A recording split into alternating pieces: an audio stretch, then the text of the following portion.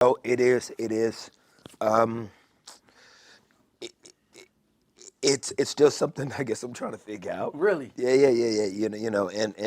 And I'm just always, grateful that people want to work with me. If I could say that, I'm always appreciative. I'm always appreciative, and I'm always trying to figure out when I'm invited, what I can contribute to, and what do I lend to the moment, that can either elevate it or inspire it, or can bring another uh, lane of idea consciousness of.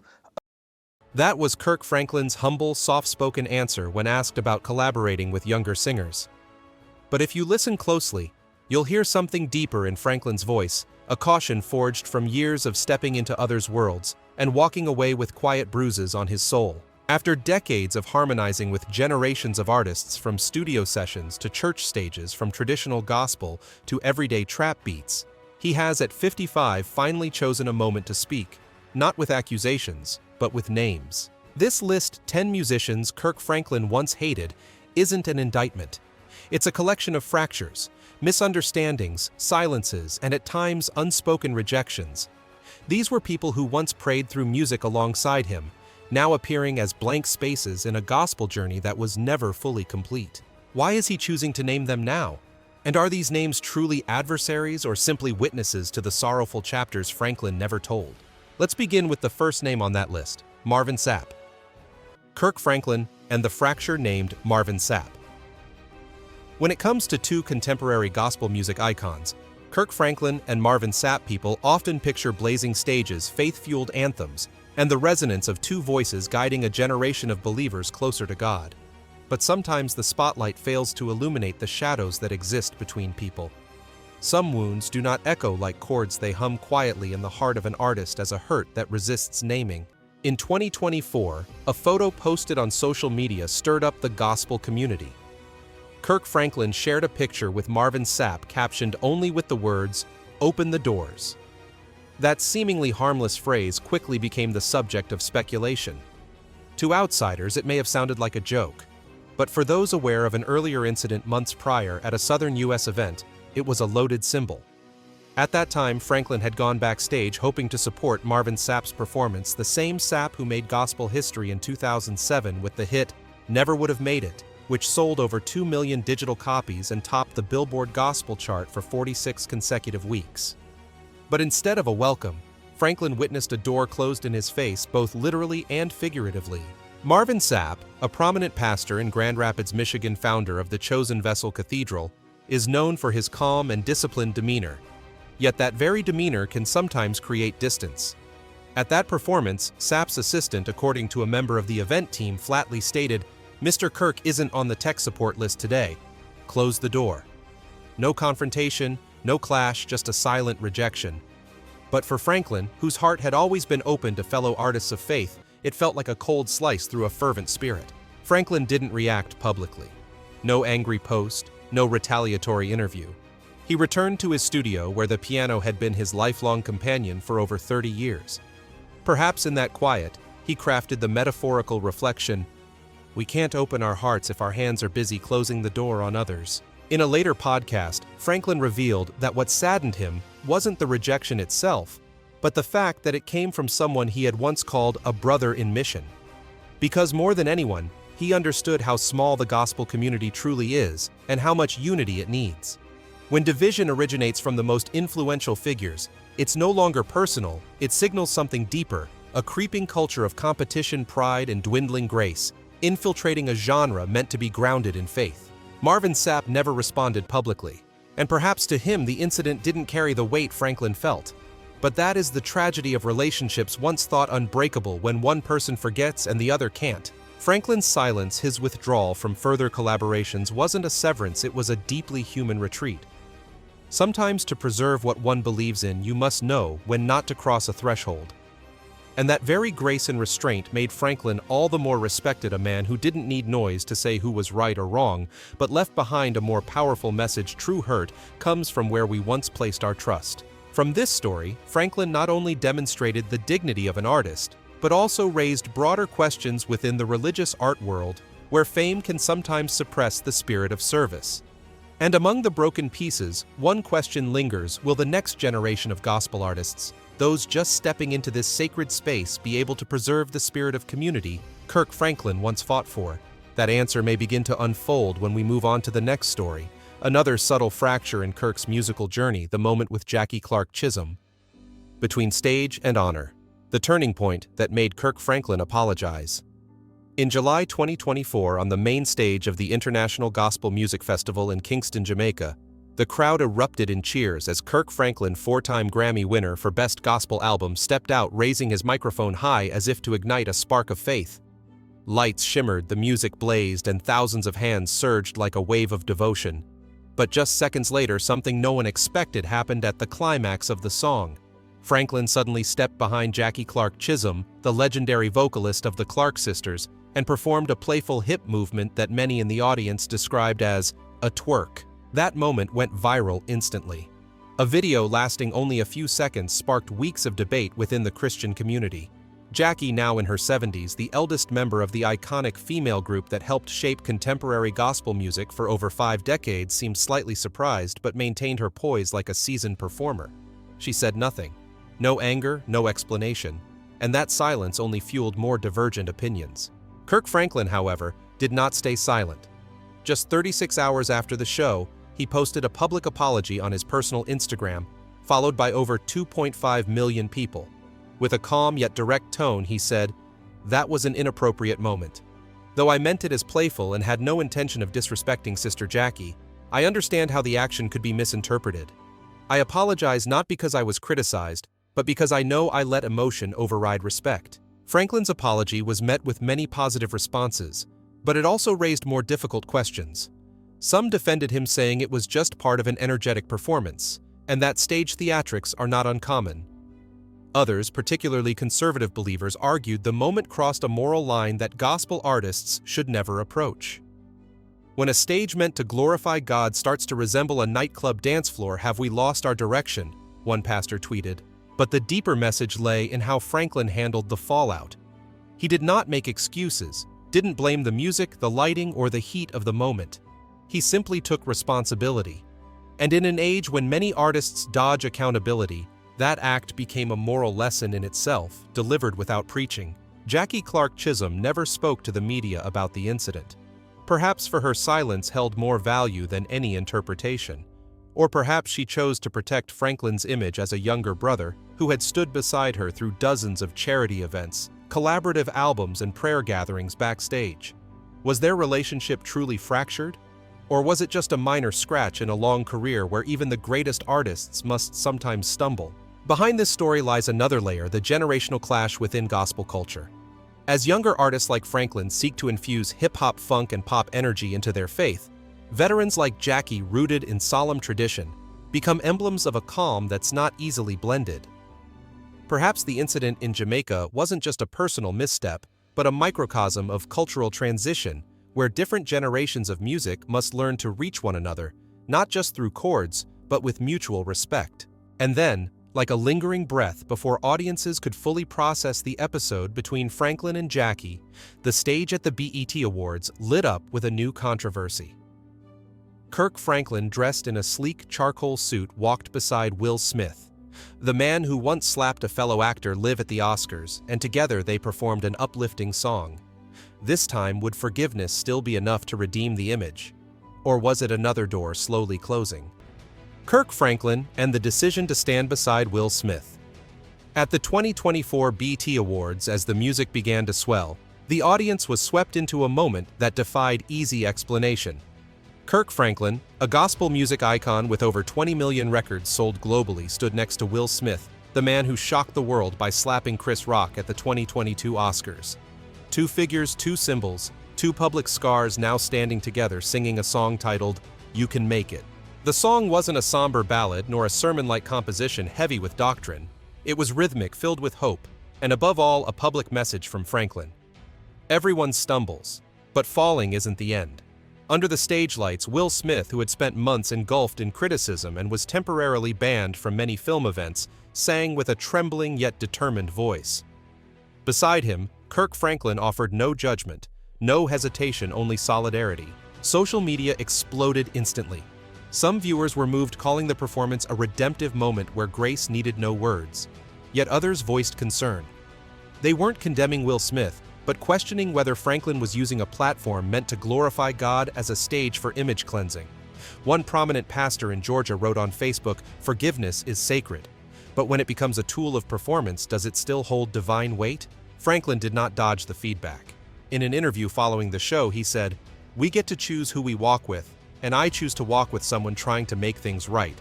I'm not here to forgive on God's behalf. I'm just a musician, and sometimes music is the hand that pulls someone out of the deep." From this perspective, Franklin wasn't necessarily helping Will return to showbiz, but rather creating a temporary space for the audience to reflect on human nature, fragile, flawed, but deserving of a second chance. Still standing beside Will Smith, a man once at the center of cancel culture, was undoubtedly a risky move. It could tarnish Franklin's moral image in the eyes of conservative believers and place him at the heart of debates about the boundaries between art, faith, and publicity. What sets Franklin apart is his willingness to accept diverse reactions. He doesn't need universal approval. In a podcast afterward, Franklin remarked, "Forgiveness doesn't mean much if it only happens backstage." For him, befriending someone who fell publicly is a way of demonstrating sometimes we don't preach Christ with words but with action. But is that action enough to preserve the integrity of the gospel community? Or does it inadvertently shift the moral compass they strive to uphold? That remains an open question. As Kirk Franklin himself once said, "I wasn't called to be flawless. I was called to be real in every step I take." And perhaps on that very path, Franklin steps into yet another wave of controversy with his new song featuring none other than the outspoken rapper GloRilla. This collaboration between a gospel icon and a raw, unfiltered rap artist doesn't just challenge religious norms, it has ignited debate across artistic communities. So this time, is Kirk Franklin breaking barriers? Or blazing a new trail for faith? Kirk Franklin and the controversial collaboration with GloRilla. When the song Rain Down on Me was officially released in early 2025, no one expected it to be just another musical product. It turned out to be a bold test of faith boundaries and long-standing prejudices within the gospel community. And at the center of the shockwave was none other than the collaboration between Kirk Franklin, the man dubbed the priest of street music, and GloRilla, a young rapper from Memphis known for her raw, fierce, and often religiously inappropriate lyrics. Franklin, now 55 with 4 decades dedicated to Christian music, is no stranger to edgy collaborations. But when he invited GloRilla to join a prayerful gospel track alongside respected voices like Kierra Sheard, Chandler Moore, and Maverick City Music, it felt like he deliberately stepped into forbidden territory. GloRilla, who only rose to fame in recent years, is a powerful voice of Gen Z whose lyrics have been described by the media as unfit for any house of worship. So why did Kirk choose her? According to Franklin, the answer lies in the concept of evangelism through reality. In an interview with Revolt, he said, "I didn't bring GloRilla to church. I did it to bring God to where she lives." For Franklin, Rain Down on Me is more than a song. It's a quiet call to young people who've been hurt by religion through judgment rather than healing. But that call wasn't met with ease. Many religious leaders and longtime fans of Franklin openly questioned the move was inviting a rapper who once performed with scantily dressed dancers and made shocking statements about sex and money polluting the purity of gospel music. Some pastors called for a boycott of the track, claiming the gospel cannot be preached through those who have not repented. Yet many stood by Franklin. They didn't see GloRilla as a fallen icon, but as a young person gradually approaching faith in her own way. In a behind-the-scenes clip shared on YouTube, GloRilla choked up as she said, "I used to hear my mom sing Kirk Franklin songs when I was little. I never thought I'd be in the same studio with him." Her eyes, lacking theological depth, still carried a sincerity that was hard to ignore. Franklin knew the weight of his choice. He didn't offer excuses or perform cheap grace. He simply let the song speak with chords blending modern trap beats and traditional prayer rhythms. Rain Down on Me begins with somber piano notes and ends with a choir shouting, "Let your mercy fall like rain," a bridge between real life and spiritual life. Still, the cost of such boldness was high. Franklin was excluded from some traditional gospel award nomination lists. A major Christian music distributor even suspended its promotion deal for the album featuring GloRilla. But he remained calm. "I don't need people to understand now. I just hope they'll understand later." As a natural result, Franklin began forming a clearer trend, stepping out from church walls into alleys, city blocks, and young people's headphones. One of his next notable collaborations is with Kanye West, who also faced harsh criticism after calling himself Jesus, only to return with groundbreaking gospel albums. So this time when Kirk meets Kanye, will it be the resonance of two doubters searching for light, or the reunion of two souls still wandering for a true path? Kirk Franklin and the long thread called Kanye Yeah. When it comes to Kanye West, now known as Yeah, people can argue about almost everything: music, fashion, politics, or his shocking statements on social media. But one undeniable thing is this: Yeah, in his own way, always forces people to re-examine the definition of faith in modern life. And that is precisely what drew Kirk Franklin into Ye's orbit, not because he agreed with everything the rapper said, but because he saw a soul yearning for salvation, in his own way. Franklin once appeared on Ultralight Beam, the explosive opening track of the 2016 album The Life of Pablo, where Kanye declared, "This is a gospel song," but wrapped it in abstract hip-hop beats layered with prayers, pain, and anger. Franklin didn't sing. He simply read a prayer, solemn, gentle, like a pastor stepping into the cathedral of Kanye's inner world. At the time, the gospel world was divided. Half believed Franklin had gone too far by collaborating with an artist who once claimed "I am God," wore shirts printed with "White Lives Matter," and voiced support for extremist ideologies. The other half, mostly young black listeners, saw it as a humanitarian gesture, a sign of a religious artist refusing to abandon lost souls. As usual, Franklin chose no side. He simply explained, "I didn't come to defend Kanye. I came to listen with him." To Franklin, Kanye was a unique case, not because of the scandals, but because of the raw internal conflict. A man who brought the Bible on stage alongside subwoofers and laser lights.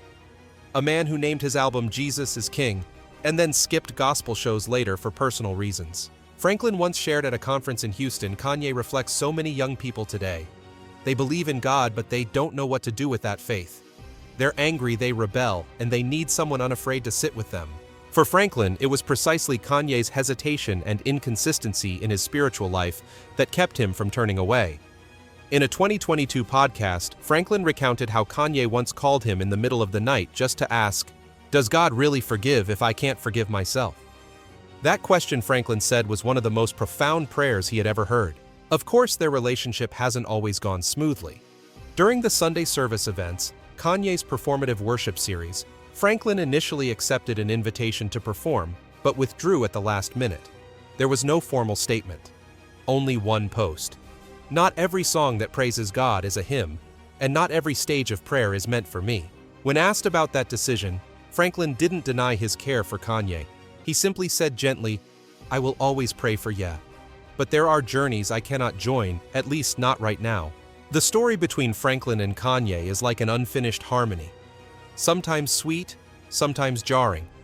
But above all, it is an honest experiment whether music can be a pulpit, even when both the singer and the listener are struggling with faith. And while public debate had yet to die down from the echoes of Ultralight Beam, Franklin took yet another step this time, not with a single individual, but with an entire community of artists known as Christian hip-hop. One of the most notable faces among them, Trip Lee, will be the next companion in the complex symphony Kirk Franklin continues to patiently pursue. Shared faith, different paths. Kirk Franklin and the generational gap with Trip Lee. Amid Kirk Franklin's controversial collaborations with secular rappers like Kanye West and GloRilla, his partnership with Trip Lee seemed like a safe moment, a rare occasion where he teamed up with a young artist who shared the same Christian faith. But even though both invoked God in their music, the combination of Franklin and Trip Lee still sparked quiet debate, not because of theological conflict, but due to their differing definitions of 21st century gospel music. Trip Lee, real name William Lee Bearfield III, is no stranger to the Christian hip-hop community. Born in 1987, he is a pastor rapper and author with albums like The Good Life Rise and The End, all of which made it to the Billboard Christian Albums charts.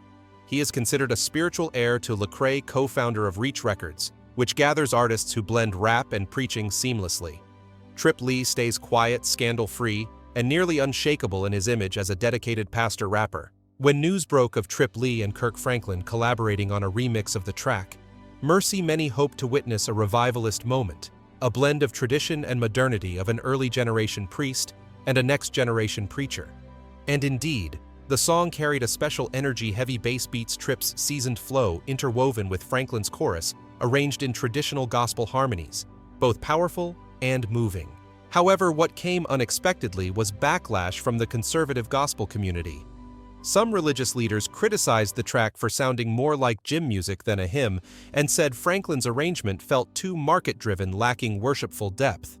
On social media, many said that although they admired both artists, this collaboration felt like mixing oil and water, same faith, but different mentalities. Franklin didn't respond to the criticism, but Trip Lee, in a theology student seminar in Atlanta, gently remarked, "Music is a vehicle, not the destination. When Kirk and I sing about mercy, what matters isn't the genre, it's whether you let it touch your wounds."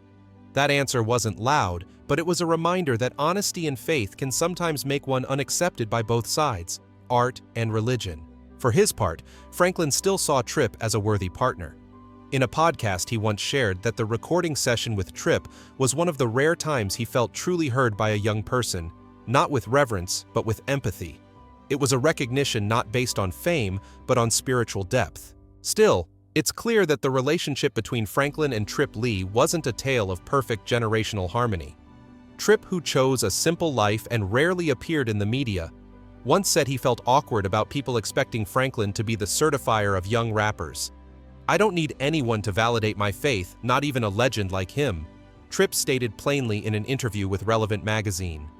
That statement wasn't meant to attack, but rather to affirm each generation must walk on its own feet even when traveling the same path laid out by God. So their relationship is like a suspension bridge.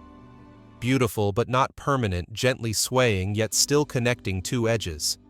A fleeting intersection not to dissolve into one another, but to recognize difference while holding on to mutual respect. From there, Franklin, seasoned and unwavering in his faith, continues to challenge himself with increasingly edgy collaborations. His duet with Lil Baby, a rapper from Atlanta known for songs about street violence and the wealth-poverty divide, is seen as his next balancing act between the urban block and the gospel pulpit. So this time, will redemption come through the music? Or is Franklin learning how to redeem himself all over again? Kirk Franklin and the Redemptive beat with Lil Baby. In 2021, when the song We Win echoed globally as the official soundtrack for Space Jam, A New Legacy, few expected that behind its energetic beat lay a collaboration that left the gospel world stunned. Lil Baby, the 1994-born rapper who had served jail time and rose to fame with songs vividly portraying life in West Atlanta's violent, drug-ridden, and grief-stricken neighborhoods, now stood shoulder to shoulder with Kirk Franklin, who since the 1990s had used music to bring prayer onto the Billboard charts. Why Lil Baby? That question wasn't just asked by music critics, but also by thousands of Franklin's fans. As the rapper who won a Grammy for The Bigger Picture, a powerful anthem for the Black Lives Matter movement, Lil Baby is a symbol of socially engaged hip-hop, but he's also closely tied to a lifestyle far from pure. Music videos filled with weapons, money, and hedonism, and unapologetically raw lyrics. All of it seemed completely at odds with gospel's essence of redemption and purity. Yet in We Win, something strange happened. Lil Baby didn't rap about guns or street victories. He spoke of survival, the desire to overcome hardship, and of God. Under Franklin's production, the powerful rap was layered with a soaring choir pulling the listener from urban grit back into the vaulted ceiling of a southern church. When asked about this bold choice, Franklin told Rolling Stone, "We can't keep asking people to be clean before they come to God. Forgiveness isn't for the perfect." To him, music isn't the gate to heaven. It's the light shining from it guiding the lost toward home. Still, not everyone could see that light.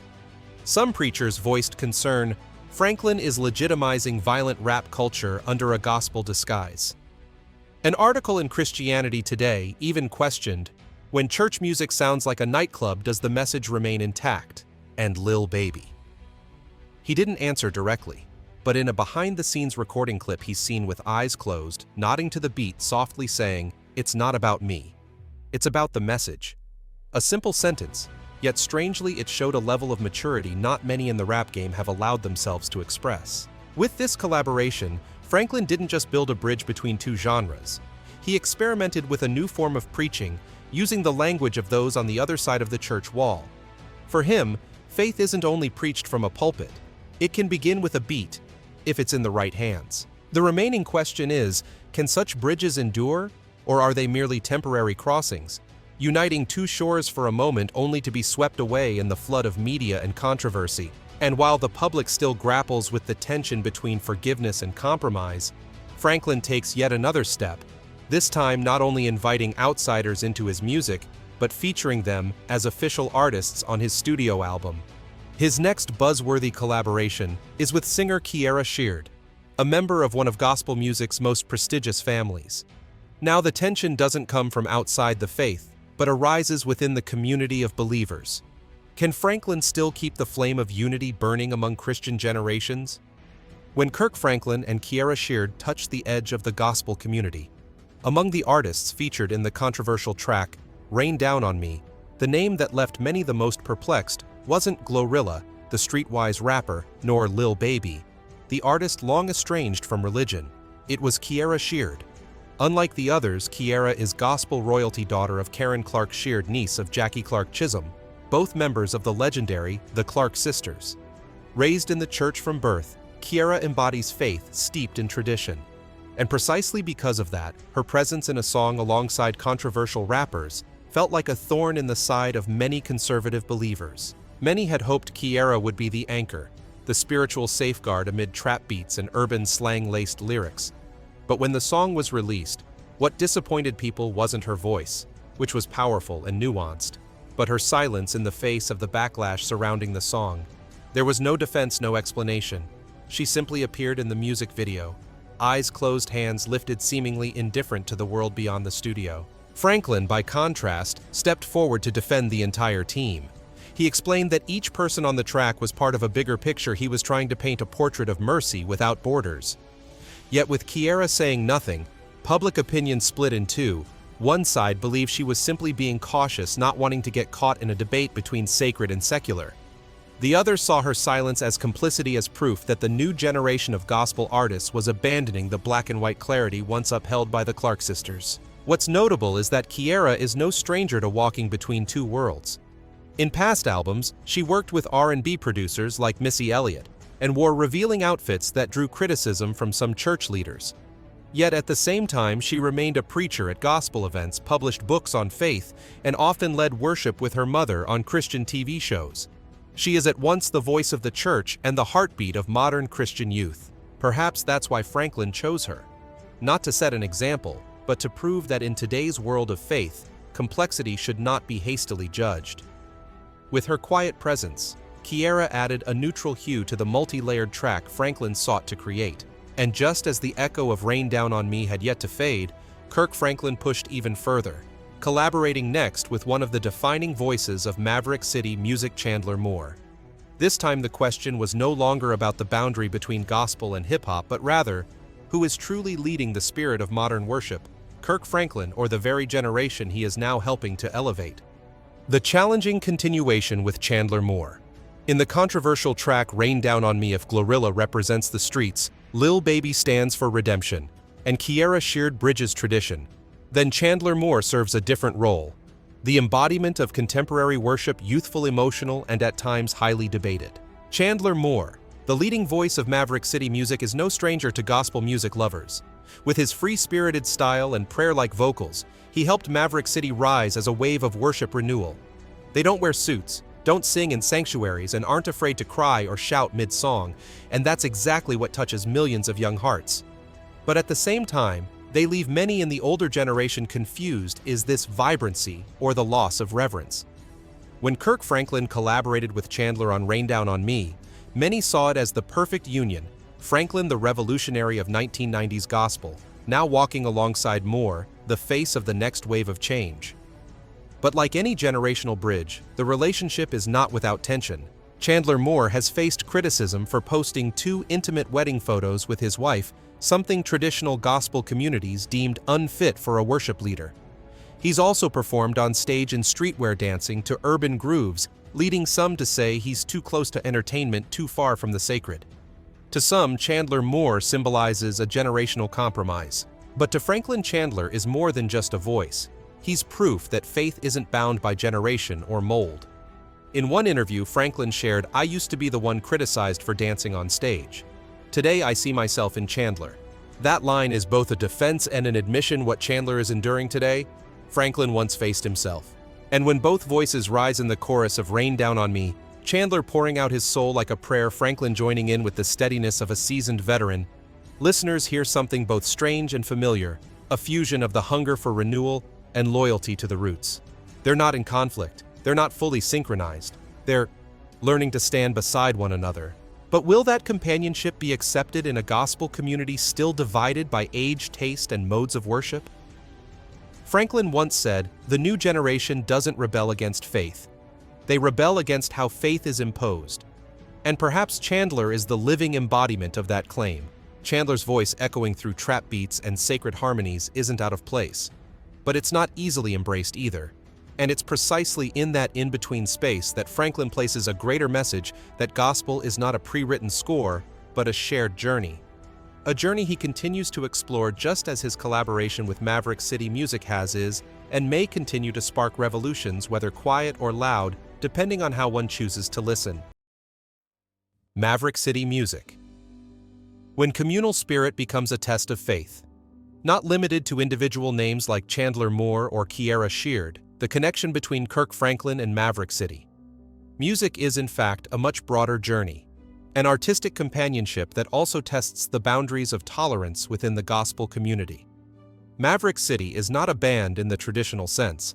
They are a movement where voices, skin tones, backgrounds, and approaches to worship blend together, breaking molds that have been set for decades. Franklin agreed to collaborate with Maverick City Music in 2022 on a project titled Kingdom Book 1. The album was recorded live at a prison where Franklin and Maverick performed together before hundreds of incarcerated men. It wasn't just a music project. It was a statement that gospel doesn't only belong in cathedrals, but also in the darkest places, where people often feel forgotten. The event was praised by many critics, and Kingdom Book 1 received a Grammy nomination. Yet it was not without hesitations. Some Maverick City members had been involved in personal controversies, such as Dante Bowe, who was temporarily suspended for violating the group's moral standards.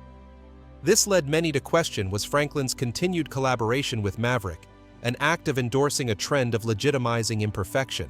As usual, Franklin didn't choose to preach from a pulpit. But in a brief remark he said, "I didn't come to correct. I came to sing with them because some songs can only be sung when you're not perfect." With Franklin as their guide, Maverick City Music created bold arrangements, prayers layered over electronic beats, moans and cries left untouched mid-song, and tearful gazes, not hidden behind studio polish.